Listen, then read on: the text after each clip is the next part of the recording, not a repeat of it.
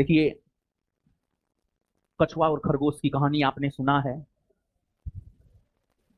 खरगोश बहुत तेजी से आगे बढ़ा, आगे जाकर विश्राम करने लगा, लेकिन कछुआ मध्यम मध्यम चाल से सने सने यानी धीरे धीरे जो है आगे बढ़ता गया और अंततः जीत किसका हो गया? कछुआ।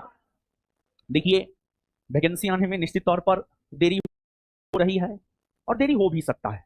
हमको नहीं पता है क्या होगा क्या नहीं होगा, लेकिन देरी हो भी सकता है। कब आएगा कहना उचित ना है, क्योंकि बोर्ड के लोग सब भी जो बात बोलते थे ना, अब बोर्डों का लोग बोलता है कि पहले गृह विभाग से तो कुछ आ जाए, तब ना हम लोग कुछ बता पाएंगे। तो पहले एक आशा था। तो अब सिचुएशन अभी ऐसा है बाबू, अभी जो है ना, सब बिहार पुलिस में लग गया, सब बिहार पुलिस में लग गया है। बिहार दरोगा वाला सब सब बिहार पुलिस में लग गया है। ठीक है, तो सिचुएशन थोड़ा अच्छा नहीं है, लेकिन कछुआ की तरफ धीरे धीरे चलते रहना पड़ेगा, तभी फाइनल सिलेक्शन होगा।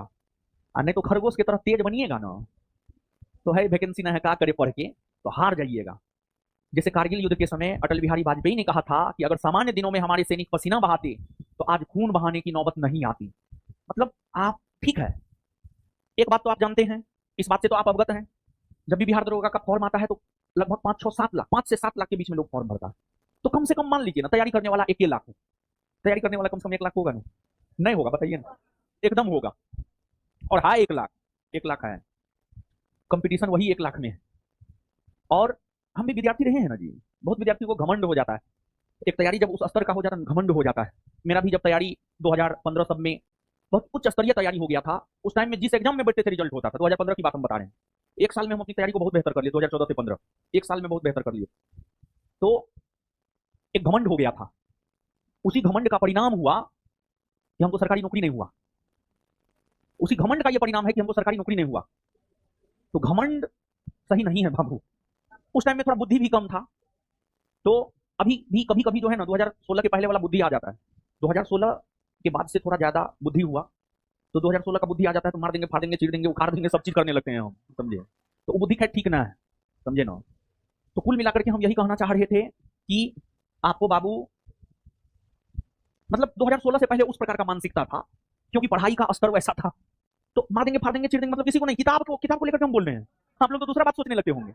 मतलब ये सोचते थे कि 1 दिन में ये कर देंगे, 2 दिन में ये कर देंगे, 3 दिन में ये कर देंगे। मेरे कहने का मतलब ये था, 72 घंटा में हम पूरे सिलेबस को रिवाइज कर सकते थे। 72 घंटा में, 72 घंटा मतलब 3 दिन, 3 दिन में पूरा syllabus, history, polity, geography, physics, chemistry, biology, economics, current, Bihar, everything, aesthetic फेस्थेटिक सब 72 घंटा में, मतलब उस लेवल का तैयारी हो गया था। तो बाद में जाकर घमंड हो गया अपने आप पे, जिस एग्जाम में बैठते थे तो नहीं हुआ सरकारी नौकरी। तो घमंड नहीं करना है। और आप जो काम करते हैं, हम भी जब एक तैयारी स्तर का हो गया उसके बाद फॉर्म सब भरते थे, फॉर्म सब भरते थे, कपड़ा नहीं लेंगे, मुर्गा नहीं खाएंगे, फॉर्म सब भरेंगे, ये नेचर था। कपड़ा नहीं लेंगे, किताब जरूर लेंगे, किताब से रूम को भर के रखेंगे, एक किताब से एक पेज पढ़ेंगे, लेकिन पढ़ेंगे, उस साइड में रखा है, कोई दिक्कत ना है। ठीक है, तो निरंतरता अपनाइए, निरंतरता। आपको अभी जो है, मैं नास्तिक क्यों हूँ, आप ही के बैच का कोई बच्चा पतला वाला बुक दिया है, वो हम पढ़ रहे थे, उस पर लिखा हुआ है, नाम उम लिखा हुआ था, बिहारी साहिब फर्स्ट बैच का है हमको लगता है। ठीक है, वो कवर पेज में नाम उम लिख दिया था कि हम दिए हैं, हमेशा पहचान मेरा बना रहे हैं। ठीक है, तो उसमें भगत सिंह ने कहा है, हो सकता है पहले भी बोले होंगे, सफलता, सफलता 3 चीज पर डिपेंड करता है, निरंतरता, रेगुलरिटी, मौका, चांस, वातावरण, वातावरण, ये 3 चीज पर सफलता निर्भर करता है।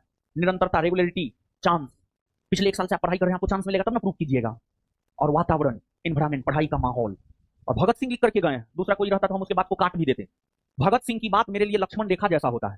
ठीक है, अगर हम किसी को सबसे ज्यादा, गांधी जी हो गए, सुभाष चंद्र बोस हो गए, भगत सिंह हो गए, अगर तीनों में से किसी एक को चुनना होगा ना तो हम भगत सिंह को चुनेंगे। तो अगर ऐसे सब लोग अच्छे हैं, लेकिन अगर चुनाव की बारी आएगी तो भगत सिंह को चुनेंगे। ठीक है, क्योंकि वो खुले मिजाज के थे, हम भी खुले मिजाज थे, हम सब जगह सब चीज सब बात बोल देते हैं। खुले मिजाज के थे, स्पष्टतावादी थे, सत्यवादिता थे, अपने गलत चीजों को एक्सेप्ट करते थे कि हाँ हमने यहाँ गलत किया है। भगत सिंह को जाकर के आप पढ़िए, गांधी जी क्या सत्य के साथ मेरे प्रयोग में लिखे हैं, कभी भगत सिंह को पढ़िए। गांधी जी तो कूटनीति भी करते थे, राजनीति भी करते थे, भगत सिंह स्पष्टतावादी थे, क्लियर कट थे। हाँ हम हैं तो हैं, हम मारे हैं सॉन्डर्स को गोली, हम मारे हैं, सॉन्डर्स को गोली मार के पर्चा चिपकाए थे भगत सिंह, लिख करके कि हाँ हमने मारा है सॉन्डर्स को गोली। मतलब इतना स्पष्टतावादी कैसे कोई हो सकता है? और इतना स्पष्टतावादी वही हो सकता है जो ईमानदार हो, जिसमें सच्चाई हो। तो इसी वजह से भगत सिंह को हम चूज करेंगे, समझे ना? तो लिखिए अब, तो क्या बोलना चाहते थे वक्तोथन के जरिए समझे। तो मतलब ठीक है, वैकेंसी नहीं आया है तो इसका ये मतलब नहीं है कि पढ़ाई नहीं करे, पढ़ाई को कंटिन्यू जारी रखना है, हम ये बात बोलना चाह रहे थे।